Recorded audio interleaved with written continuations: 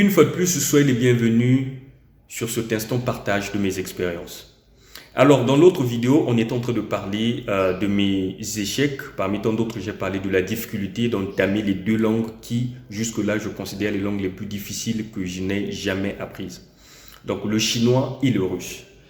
Alors, je disais que pour moi, la difficulté était vraiment énorme. Pourquoi? Parce que je me disais que le chinois et le russe devraient avoir les mêmes réalités que l'anglais que j'avais appris bien avant.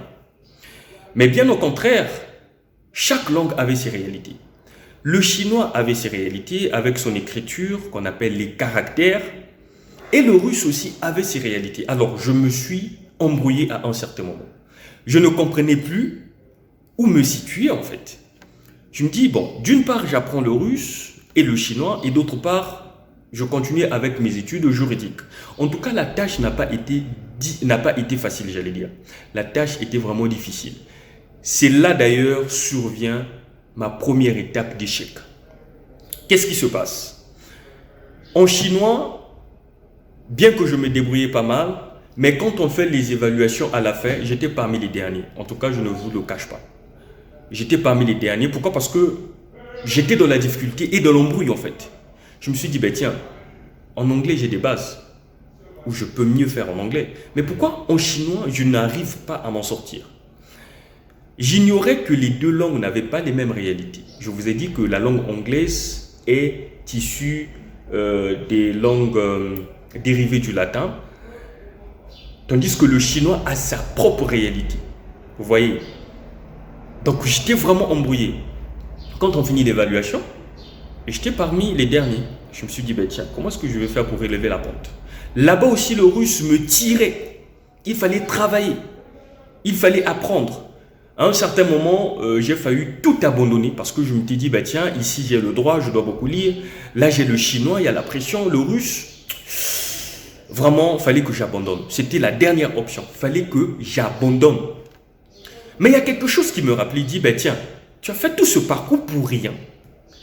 Le temps que tu as perdu, l'énergie que tu as consacrée pour comprendre les contours de ces deux langues-là, tu veux abandonner facilement comme cela? Non. Et puis, qu'est-ce que tu vas te dire? Est-ce que tu seras fier de toi?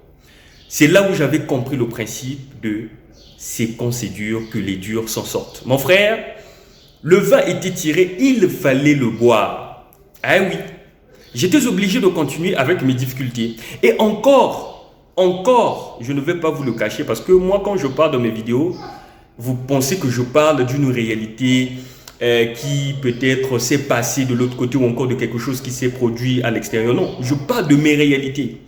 Donc la difficulté, c'est que j'apprenais le chinois, qui une langue avait ses propres réalités, le russe, une langue qui avait ses propres réalités, le droit qui me tirait aussi de ce côté-ci, et s'ajoutait une maladie. En ce temps, je souffrais d'une maladie qui n'était autre que les sinusites. Pour une personne qui a déjà souffert de cette maladie, va comprendre de quoi est-ce que je vais parler. Les sinusites font partie des maladies qui attaquent les nerfs. À un certain moment, ça attaque la mémoire. Donc, vous aurez du mal à mémoriser. Mon frère, ça n'a pas été facile. En droit, il fallait beaucoup lire. En chinois, il fallait fournir beaucoup d'efforts. En russe, il fallait fournir beaucoup d'efforts. Et encore, les sinusites qui me combattaient. Rien que cette réalité montre à suffisance combien le défi était grand. Et le combat était rude. Fallait que j'avance. À un certain moment, quand j'étais en cours de chinois, tout ce que le prof disait, je ne comprenais rien. La mémoire était bloquée. Et parmi les signes des sinusites, il y a la grippe répétée. Donc la salle dans laquelle j'apprenais le chinois, il y avait aussi la climatisation, l'ennemi des sinusites. Pour assimiler tout ce que le prof disait, c'était très difficile et très compliqué. Alors, l'envie devenait de plus en plus grande d'abandonner. Il fallait que j'abandonne et se faire soigner. Ma conseillère, qui n'est autre que ma maman, Big Love à elle, elle était là pour m'accompagner. Il fallait trouver des traitements efficaces pour faire face à cette maladie. Mais en tout cas, ça n'a pas été facile. Là encore, c'était un combat. des traitements de façon traditionnelle, je vous assure que ça n'a pas été facile. Donc le combat, c'était d'abord vaincre cette maladie, être en bonne santé. Et le deuxième combat, c'était comprendre ou encore trouver des astuces que je devais mettre en place pour mieux maîtriser ces deux langues-là. En tout cas, ça n'a pas été facile. Mais je pense que je vais vous le dire dans une prochaine vidéo. À nous revoir, à très bientôt.